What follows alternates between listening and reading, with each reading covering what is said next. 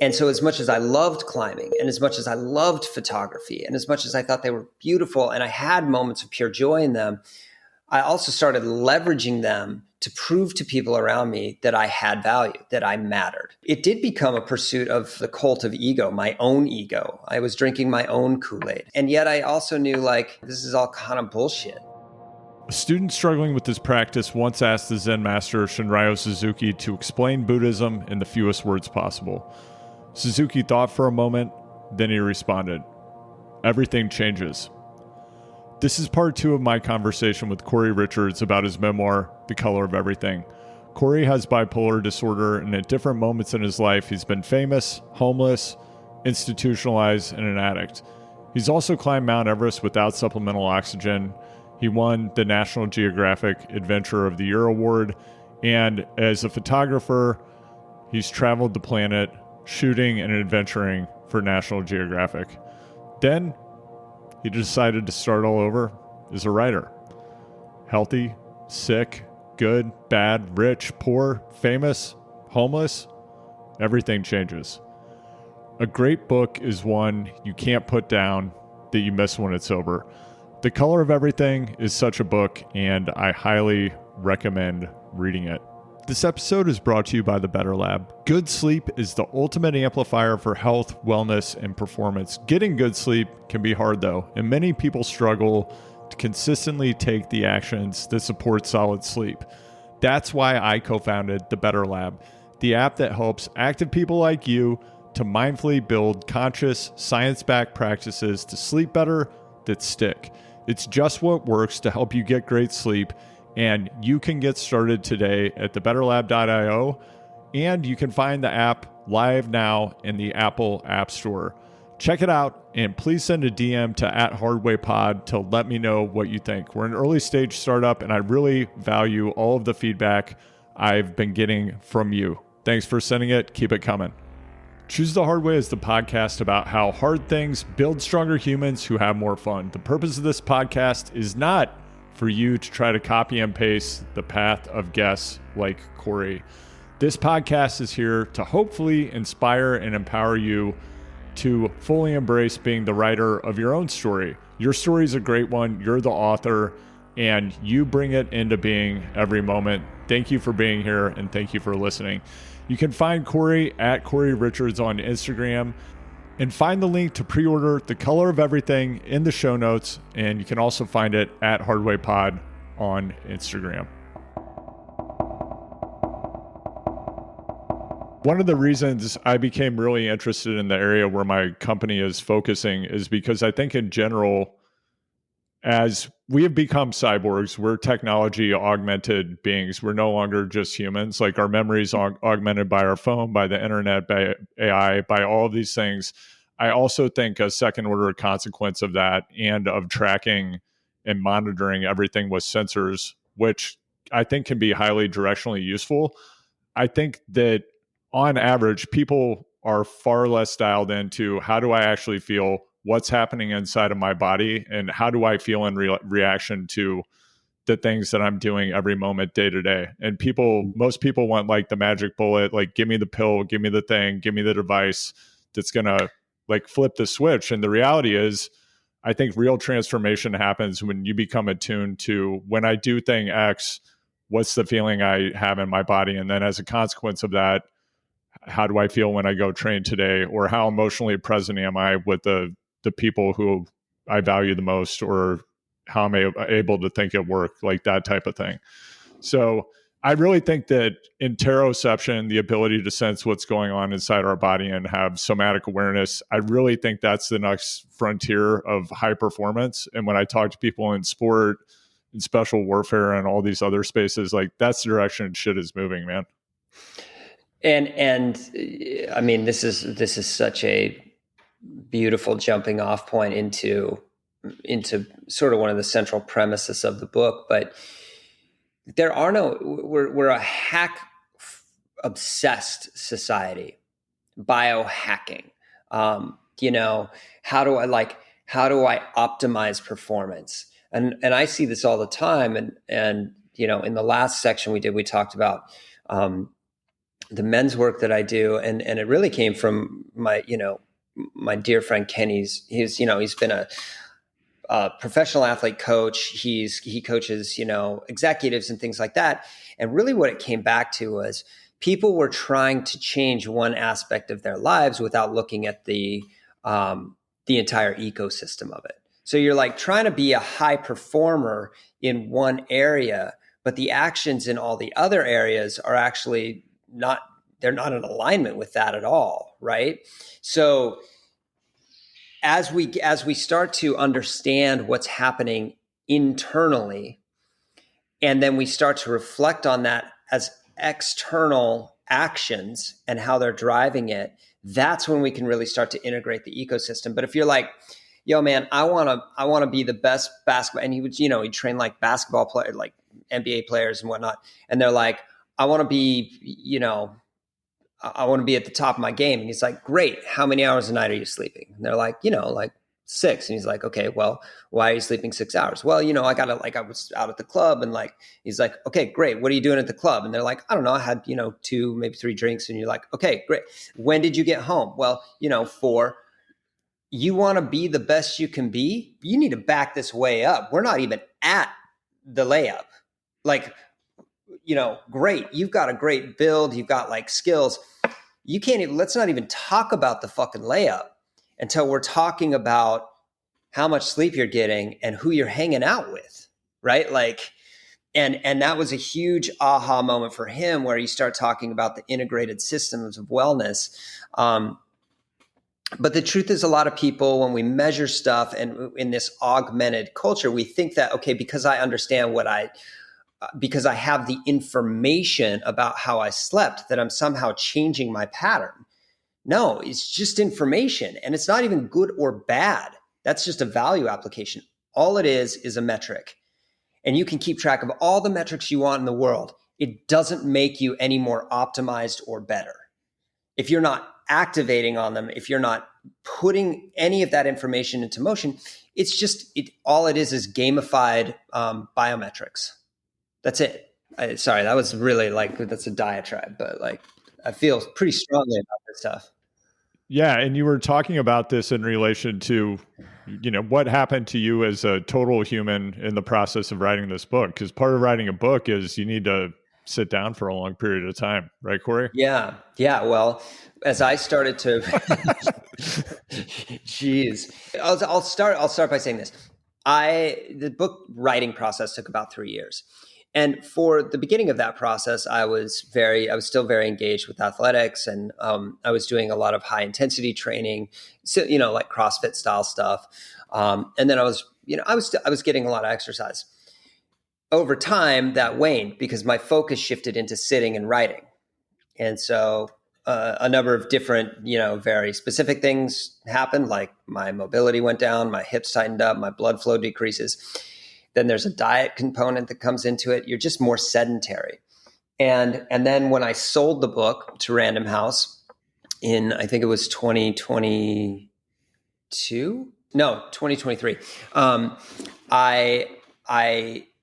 I was like, I'm not writing here at home in LA. So I was like, okay, I'm going to go to Europe and just sequester. And I stayed in this incredibly Spartan apartment. I mean, it was like a friend of a friend and they had this extra room in Salzburg, Austria. And it was, this is not glam living. I'm not like, I'm going to Europe to just like, this is like a Dostoevsky apartment. Like, it was all white. There was no art on the walls. There was a red couch, small red couch, and a lime green desk, or a white desk, and then a lime green sort of queen size bed. I didn't know how to turn the heat on, so I lived without heat in the winter. I could have asked. I was like, I just guess they don't have heat here. And I would get up every day and I would walk to the old city, the Altstadt, and then I would sit down and I would write. And about, 2 or 3 o'clock, I'd order a beer and yes, that's right, I drink again. And I was smoking cigarettes, and I just went full in. I went all in. And I just, all of a sudden, I came back and I had fallen out of my physical practice, and I just looked like, I looked terrible. I looked terrible. I'd created something I was very proud of. but I had lost another piece of myself. And I've always had a very, very tenuous relationship with my body. Even at my peak performance, I never liked the way I looked. And so recently I was like, okay, I don't like the way I look. I'm going to be honest about that. Right now, I'm less concerned with performance because I don't need it. So what do? And I dove into like body composition sort of stuff. And I was like, oh, there's a formula to this. And it's been around forever. And I'm gonna get on it. And one of the things that we started talking about was, how much sleep are you getting? Like, who are you hanging out with? What do those people eat and drink? Like, how late do they start dinner? How late do how much sleep are they getting? And you start to see, oh shit, that there's real, doesn't mean you have to ditch your friends. It just means like, that's where the information of things like sleep and metrics can be really helpful, because it actually points you in different directions. And what I saw was, oh, there's some things that I really need to adjust. But it's not right or wrong. It's not good or bad. It's just, for a specific goal, there's things that you have to do. That's it. What are some of the adjustments you've made? Well, I started tracking calories and macros. And people are so resistant to this, and I was for so long. And this is one of the central, I'll tie this into the book. I had a lot of stories about my body and about what this would require. And the first story was, I don't have the genetics to look a certain way. That is usually not true. It might require more work to look a certain way for some of us, but most of us are just strictly not genetically disinclined towards something. We might not look like Chris Hemsworth, but a lot of us can get to a very different aesthetic if we're willing to put in the work. So that's story number one. I don't have the genetics. Story number two, I don't have the time. I don't have the time to walk 12,000 steps a day. That's 6 miles. That's 2 hours. I don't have the time for that. That's okay. Story number two. Story number three, I don't have the money. I don't have the money to hire a trainer. I don't have the money to, okay, another story. Story number four, I don't have the discipline to track my macros. It's just not something I can do. I'm just too scattered. My brain is too ADHD. There's 4 very, very powerful stories that I've told, but they are all stories and they're all false. They're all untruths. Story number one, which I forget which one that was, but anyway, here's the point. Genetics. Yeah. I have a specific set of genetics that tends to carry a little bit more body fat, and is more easily, and basically I don't eat enough, and I don't eat enough of the right things. Very different than my body can't look a certain way, right? I just don't have the genetics for that. So knowing that I tend to be a little more skinny fat naturally, what are the things that I can adjust, right? What is the specific kind of training that's going to impact my body type the most? What do those calories look like, right? Story number two, what was it? Tell me. Was it time, or was it, I was walking maybe? Of course I have that time. Look at how much time we spend on our screens. You can walk and be on your screen if that's what you want to do. You might bump into people, don't get hit by a car, but you can walk and do that at the same time. I see plenty of people doing it around here. Story number three, I don't have the money. Okay, yes, it can be expensive, and you actually don't need to hire a trainer, but you know, gym membership, whatever it is, great. Even if you don't have the money, you can pretty much do all of this at home. So that's a story that's just not true. Story number four, I don't have the discipline. No, I just haven't practiced the discipline to do this. I have the discipline. All of those things were total bullshit, right? Like in my case, the money thing was, I have money to do it. I was just spending the money differently. I was prioritizing going out and eating out and having, you know, which is fine too. But the story, the idea that I didn't have the money was patently false. It was just not a true story. And so this gets really, I mean, it's a great allegory for the book. One of the core tenets of the book is that Everything we do, everything is storytelling. From the moment we wake up in the morning to the moment we go to sleep, even to our dreams and the meaning we apply to those dreams, it's all storytelling. That doesn't mean stories are false necessarily, but it's all a story. That's how human consciousness works. We wake up every morning and we tell ourselves a story about who we are in the world we live in, the politics and blah, blah, blah, blah, blah. And they're deeply ingrained. I'm this, I'm that. In my case, I'm mentally ill. I mean, what a story to carry for fucking 40 years. I'm mentally ill. Think about that. But that's a story. It carries with it a value application. Like I'm applying a set of values or a set of judgments to that. And that's so damaging. And so one of the invitations is to examine these stories that we're telling ourselves and potentially reframe them, or just tell a different story. You know what I mean? Like, yeah, completely. In fact, I've I dog-eared many pages of the book, and I had a couple of different quotes here that I would love to discuss with you. And yeah, to your point, this is from page 308. I know lots of people who have done ayahuasca 30 times and are still flaming assholes, incapable of sitting with their own pain or that of others. I did laugh out loud when I read that. Yeah. I do know a few of these people, Cory. And then you said integration means dropping the story because the story no longer informs your actions. And I think a macro question that I have about the process of writing this book is, how do you think about the act of writing this book, sitting with your thoughts, organizing your life in this narrative in relation to integration of story? And your sense of integration of like who I am when I sit and reflect on my synthesis of my life. Again, great question. The whole writing process, for me, the way I understand integration, and the reference to integration in that specific paragraph is as it relates to psychedelic therapy and healing, which, by the way, huge proponent of, participate in, all about.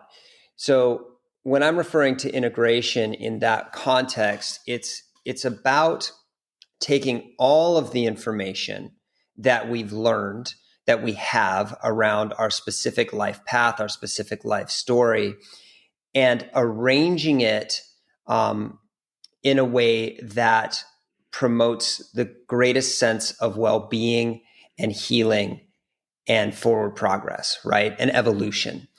And so the act of writing this book was, in its own way, one long integrative process. And arriving at the end of it, and I even reference it in the last chapter, there's so much of this that it wasn't that it didn't feel honest, it didn't feel applicable anymore, because the story had been integrated into something new altogether. And the story, ultimately, all the stories I was telling, I had started to step outside of. I had started to leave them behind because Right. I didn't need them anymore.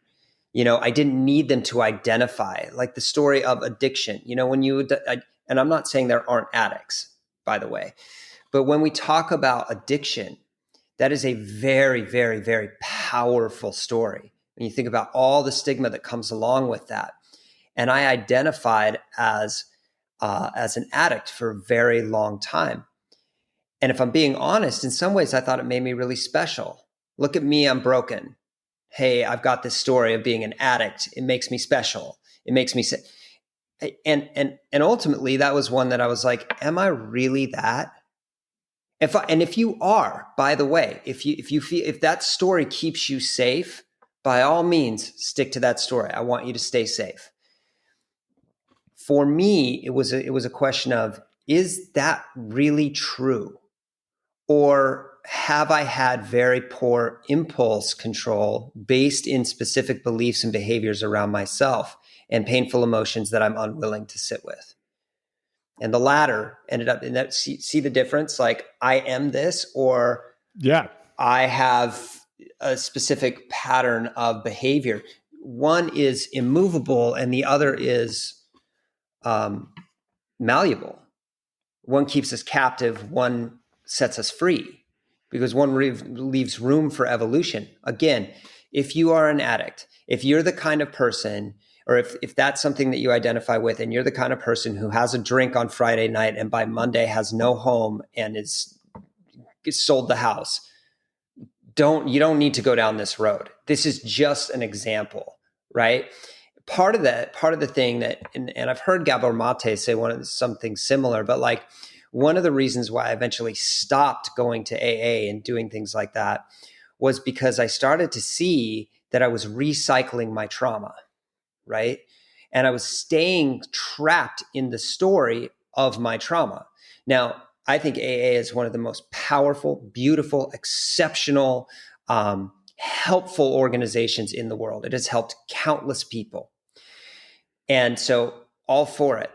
And I think it's really important to note that oftentimes when we continue to tell the story of our trauma, once we've sort of like understood it and accepted it, keeps us trapped in that story. And I say at some point, like even being a survivor in some ways keeps us chained to our trauma. The idea is to be a victim. You have to be a victim in order to be a survivor. And ultimately, for me, if you can take that big, powerful step, is you don't even need to identify as a survivor anymore, because the original trauma has been integrated and let go of. And the story itself, now it's just something that happened. And it gave you a lot of interesting information as to the way your life works and who you are. And probably if you've done that work, the trauma might have become a huge, huge gift because it led you down that road. Totally different stories. Completely. I'm going to read something from page 311 that kind of follows up on this thread. So you say, I have a deep need to matter. Much of my life and career has been about exactly that. And the thing that I wondered when I read that, and I wrote this in the margin and came back to it, is how do you see putting this book into the world as related to that part of yourself? Yeah, it's there's so much meta shit in this, and trust me, I'm like, fuck. Part of me wants to, not put it into the world, because like the exercise, the real value in it is like letting it go. And the irony of putting a book out into the world that questions the story is that now you've told a story that now you're fucking cemented in some ways, right? Like it's so fucked up. And I think about that, I'm like, shit, well, now I just wrote a story that I don't even feel totally like I relate to in some ways, but now that's the story that's out there again, and so the work will be not identifying with it, which I don't in some ways. If you want to get into what that specific statement is referring to, is that through a specific set of circumstances and relationships that I had growing up in my family, I questioned, and I learned very early on that or at least I felt like, I don't know if I matter, because if I matter, why are these things happening? Right. And it's nobody's fault. I don't blame anybody for it. They were just happening. But at the time, it created a sort of a value deficit. I can't matter if all this shit is going on, because if I matter, I would be protected from this. Right. So spin that forward into later life where you have this value deficit. And so you find ways to be valuable. And so as much as I loved climbing, and as much as I loved photography, and as much as I thought they were beautiful and I had moments of pure joy in them, I also started leveraging them to prove to people around me that I had value, that I mattered. Right. And that's what I'm referring to in that moment. Like, it did become a pursuit of like the cult of ego, my own ego. I was drinking my own Kool-Aid.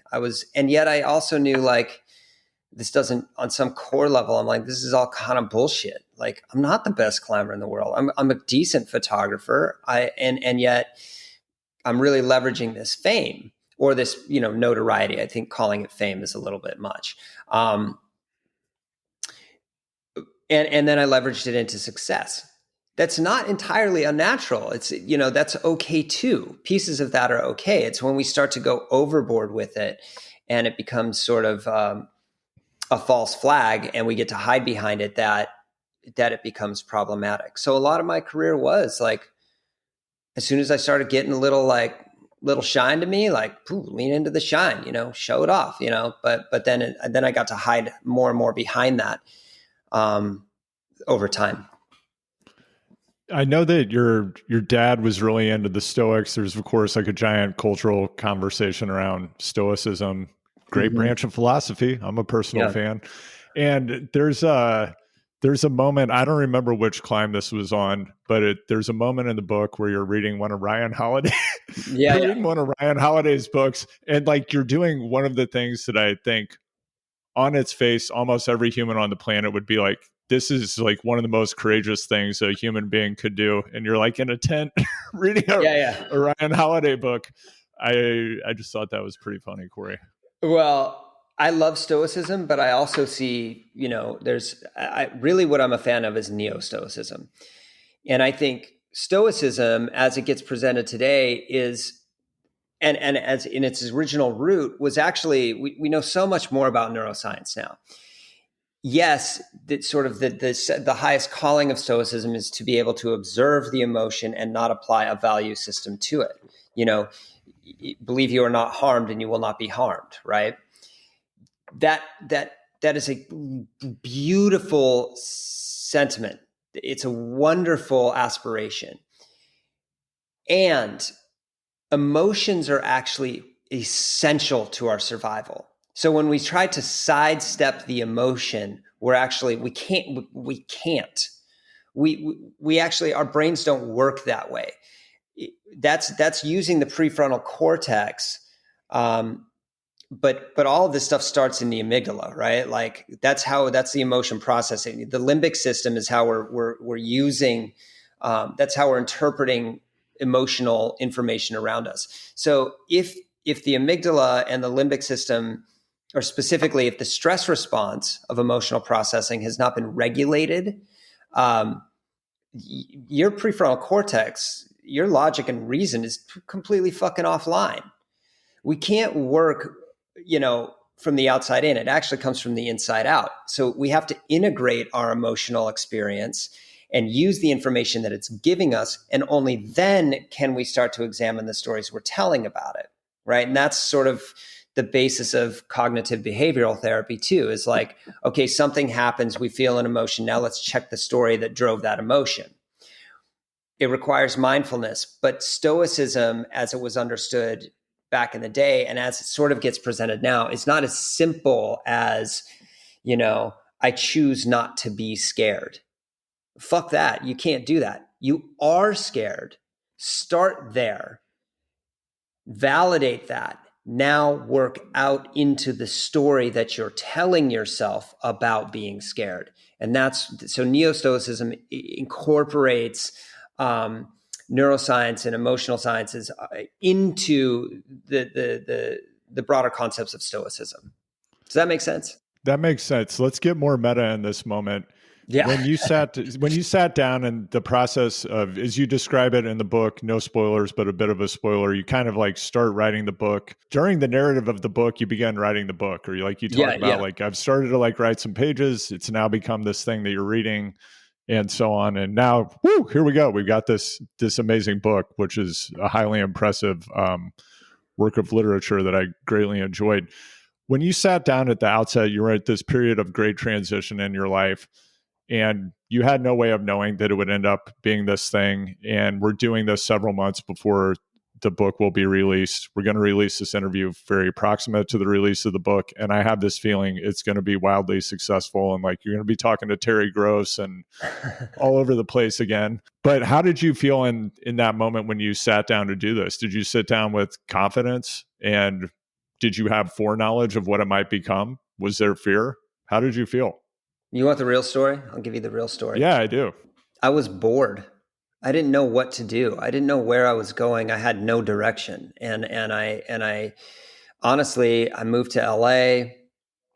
I had left climbing, I had left photography, and I had this very public it was a mixed bipolar. They catalog it as a mixed bipolar episode at the base camp of Dhaulagiri. And it seemed crazy to everybody. And you know, it kind of was. I was like, I'm moving to LA. I want to make films.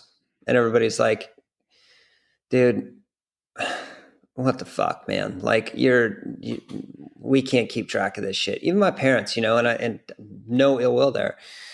And so I came out and I was learning about writing scripts, and I was like, okay, I'm going to write a script. So I started the script that was kind of, it's actually a great story, and then I was like, wait a minute, I don't, that doesn't feel quite right. And then, so I was like, I was reminded to write what you know. So I was like, oh, well, I'll just use this as sort of an interesting, could I write a script about a life that looks like mine? Right. Not about my life necessarily, but about like, could I use my lived experience to do something interesting? So start with that. And like, that doesn't feel right. And then it was like, Cory, just write a fucking book. Like, just write about your life. Just stop trying to make it a thing. Or at first it wasn't even, try to write a book. I mean, that came pretty shortly after, but it was like, oh, I think maybe I should just write about my life and see what happens. And that's when it started taking form. And there's a huge thing that happens when people write memoirs that everybody, like, I think almost all memoir, like authors who write memoirs are going to go, there's a point of fear, a deep point of fear where you're questioning and you're going, is this just so fucking self-serving? Like, why does my story matter? That's so fucking, you walk into a bookstore and it's just lined with shelves of it, and you're just like, mine doesn't matter. Like, it's just another fucking book. Like, and so there's fear that you're going to be rejected, that your story doesn't matter, that you're not going to finish. There's all this fear around it. At least there was for me. There was a lot of fear and insecurity. And then there was also sort of the contrary deep knowing of like, everybody, and I believe this, everybody's story matters because they help us relate. They tie us together. They help, think of all the books that you've read that have helped you through a time of darkness or a time of light, that have inspired you. If that person thought their story didn't matter and they didn't write the book, you wouldn't have had that shepherd in the dark, right? Like, you wouldn't have had that. So I just kept writing, and then some chapters started leaking out that where I was like, oh, this is, and then I engaged some people and said, hey, what do you think? And then you start gathering momentum. But again, it took 1.5 years before I actually put together a book proposal. I just wanted somebody to do it for me. Nobody was going to do that for me. And the book it's highly structurally sophisticated. And is that the way it came out, or did that structure emerge over time? And just to give you one, for example, or perhaps a few things that I noticed, like there's a discussion early on in the book with your dad, Mm-hmm. which I wrote down and now of course can't find. But anyway, at the beginning of the book, you're talking to your dad about physics, and you're Matter. talking about you're talking about matter. And then I saw a symmetry between that conversation and kind of your experiences at the end of the book related to inner being and Mm-hmm. like what we can learn from the practice of meditation. So like there's the birth scene at the beginning, like you kind of recount your birth, the umbilical cord, and then at the end there's the umbilical cord of the purple rope that bound you to your climbing teammates and the survival of the avalanche. So, and then in the middle, I'm not going to spoil it, but like there's an event that's kind of, like that provides this really interesting symmetrical frame, and there's almost this mirroring from beginning to end. So did you set out to construct it in that manner, or did that emerge through editing and kind of reshuffling things? I wish I was that smart, but also it didn't emerge through editing. It ended up being the way I wrote the book. So, wow.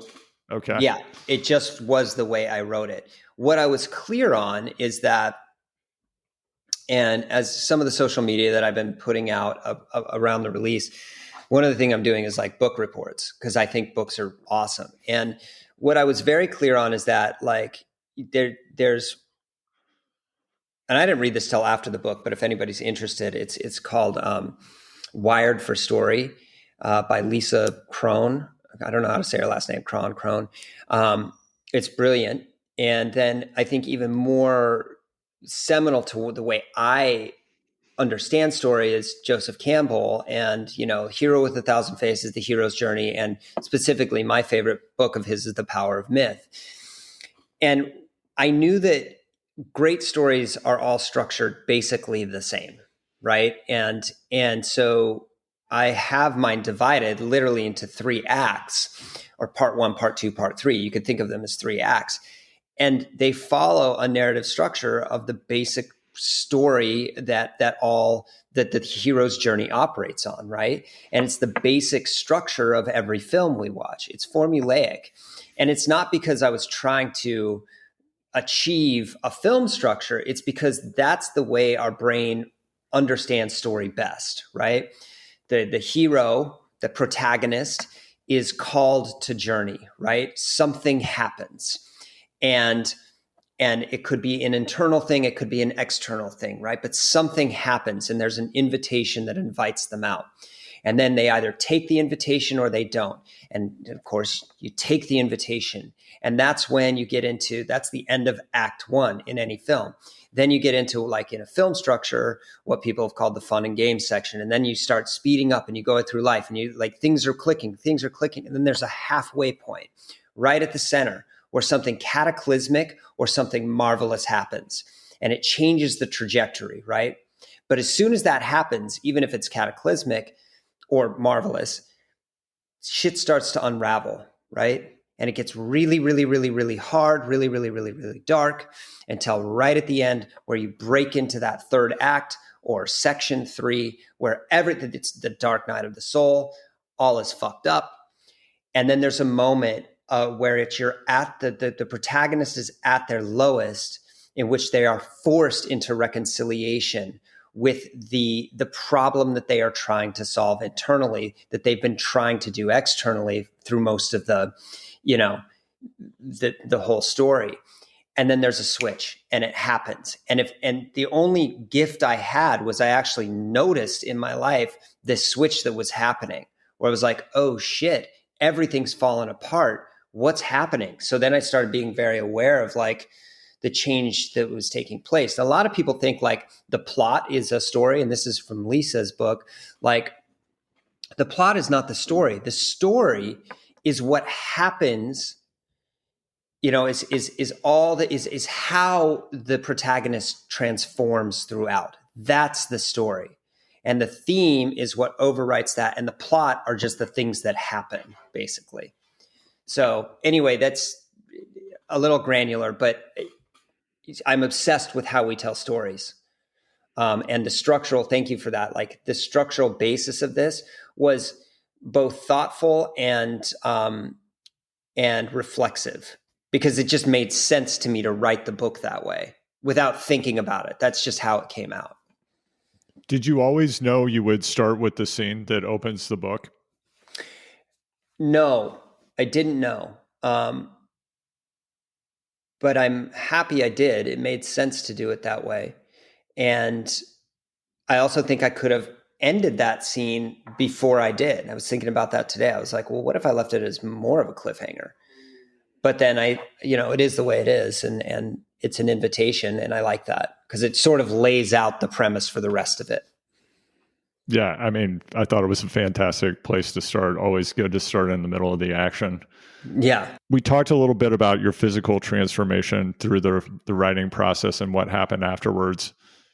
What was your experience of becoming deeply immersed in the practice of writing? And I mean, it's highly conscious as opposed to meditation, which is a different way of sitting down.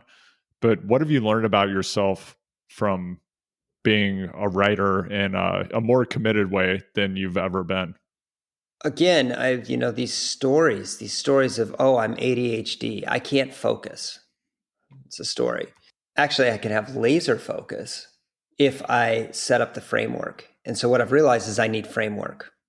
I need accountability. I need a plan. If I don't have a plan in place, which, by the way, I don't do all the time. And it's still something that I'm navigating. I'm really working with. It's like I'm growing up at 43.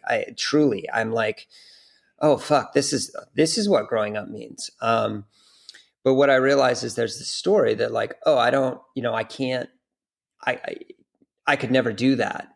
Well, if you put the system in place and you put all the pieces around yourself, you can pretty much do anything. It's just structure. So I learned again that was a story that was false. I'm ADHD. I don't have the discipline to do this. Again, and that's part of where one of the things that we talked about on the other podcast is like this idea of presence, where I felt there were days where I felt like almost manic in the writing process. And it felt so good to have this coming out. It just felt so good because I was engaging with creative flow. But like you point out, it's not presence. It's very different than that. But being in flow for hours on end is a marvelous, marvelous experience. And the more you do that, the more able you are to return to it. Because again, you've set the systems in place. Has your relationship with how you tell stories on social media changed at all as a consequence of becoming more deeply immersed in writing? Honestly, I mean, I want to say yes, but the truth is, social media to me is, I love everybody. Thank you if you follow me. Like, I thank you. Like, you really are making my life possible, and I appreciate it so much. And I really struggle with social media because I understand and see holistically what it's doing to us. There are positive benefits to it, unquestionably.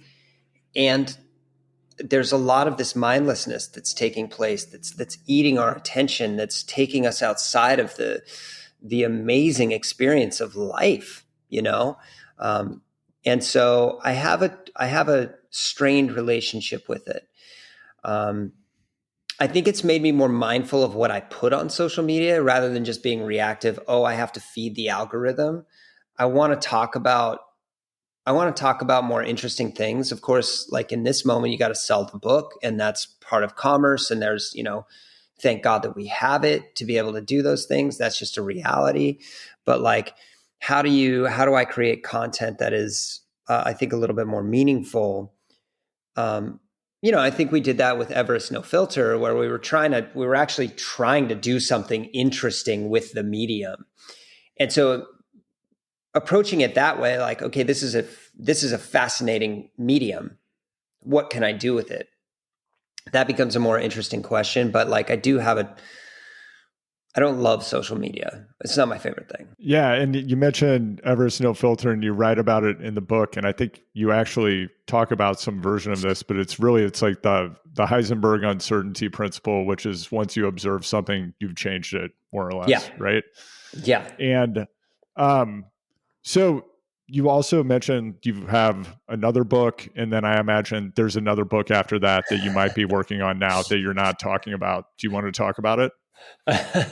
Well, there is a book in my head that I'm working on, but I haven't started. I haven't put any pen to paper. The book that comes after The Color of Everything, which comes out in July, that's the memoir, is the photo book, and that is Coffee Table. It's by 10 Speed Press, which is an imprint of Random House.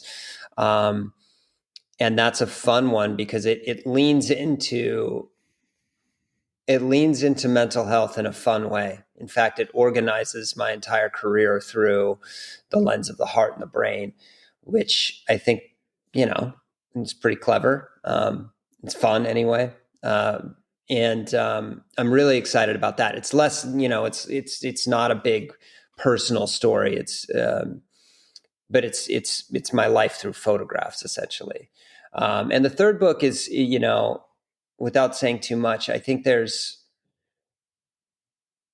have a lot of ideas about, well, we've talked about it, but I'm not going to actually specifically say what it is. Yeah. Good. I'll leave an Easter egg for people. No, that's great. And, one of the things that I've gotten back into in the past couple of weeks, Cory, is I've gotten really into reading physical books again. And, I'm a dad. I've got 2 young kids, and like a lot of people, I've got a lot of stuff going on. I've always loved to read. And something that I've been doing more often is just completely shutting my phone off, not reading on a Kindle. And I've been reading physical books more. I even got a dorky light that I wear around my neck, so I can wear my blue black glasses and not have overhead light on and have my weird light thing. So my kids make fun of me all the time. But I just wanted to say thanks, because as a consequence of this interview, for the first time in years, I read a 354 page book in a week, or in 5 days, I think, which I definitely wouldn't have done. And I loved every minute of it. It's a fantastic book.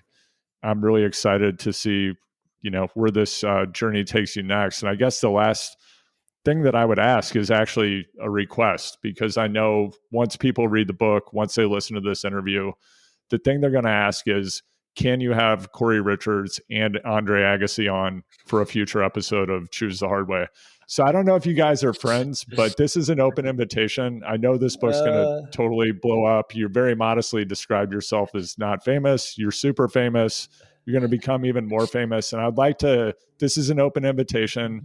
I'd like to have you and Agassi on the show, maybe fall 24. Will you do it? I would love to. I would actually adore that. And I will say this, if Andre ever hears this, we're not friends, but Andrew right now is hinting at something that I say in the book. One of the best books I read, and one of the books that really set me off on my journey, was Andre Agassi's book, Open. I am not a tennis player, but reading that book and the way he wrote and the way he described tennis, the way he described his life, even though I had no idea what it meant to be a tennis player, I could relate to everything in relationship to my life. And one of the things that he writes throughout the book, which was so fascinating to me, which I just hit so hard, was I hate tennis. So Andre's book was seminal in my process, and I cannot extend him enough gratitude. And I rib him a little bit in my book, but I would love to be on a podcast with him, if for no other reason than just to say thank you over and over and over again for the profound privilege I had of reading his words. It's a fantastic book. I love that book as well. And I also want to know what is in the gill water for anyone who read the book. I don't know if you remember that, but his trainer would color his recovery and electrolyte drinks to be like, today I got an orange gill water. I'm like, man, I want to know what's in the gill water, dude. Come on the show, Agassi. Yeah. What's in the gill water, man? We all want to sip. Well, Cory, thanks so much. Thanks so much for being here and being so generous with your time. I really appreciate it. Oh, it's my pleasure. Thank you for having me. It's so psyched to do this. Let's do it again. Thanks for listening. This episode is brought to you by the Better Lab. Good sleep is the ultimate amplifier for health, wellness, and performance. Getting good sleep can be hard though, and many people struggle to consistently take the actions that support solid sleep. That's why I co-founded the Better Lab, the app that helps active people like you to mindfully build conscious, science-backed practices to sleep better that stick. The Better Lab is just what works to help you get great sleep. And you can get started today at thebetterlab.io and find the app live now in the Apple App Store. Check it out, and please send a DM to @HardwayPod to let me know what you think. I make Choose the Hard Way available for free, and all I ask is that you go to the show page on iTunes and Spotify and please hit 5 stars. Thanks for taking a moment to do it. I really appreciate it, and it helps more people find the inspiring stories of my guests. To be in touch, DM me @HardwayPod on Instagram or email choosethehardway@gmail.com. Choose the Hard Way is a Big Truck production. Anthony Palmer at Palm Tree Podco is the producer and editor, and Emily Miles is head of digital and marketing. Hecla Projects founder Jeffrey Nebellini is the world-renowned designer behind our striking brand identity and the distinctive Choose the Hard Way logo. Thank you, Jeffrey. The content for this show is created by me, Andrew Vance.